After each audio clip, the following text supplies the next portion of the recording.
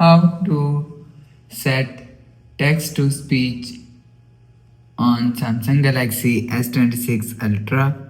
So let's start the video. First of all, go to app library. Now here, so click on settings app.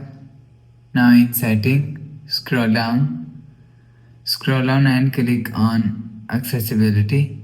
So you will see accessibility is here, so click on accessibility. Now here, so click on talkback.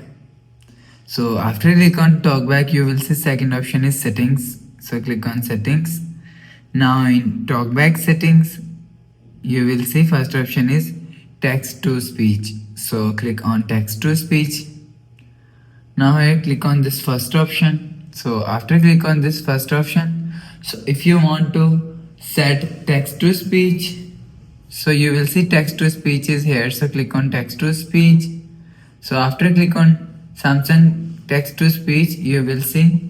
So after the process, go back to home screen, refresh phone. So that's how you can set text to speech on Samsung Galaxy S26 Ultra. So if you like the video, please subscribe. Thanks for watching.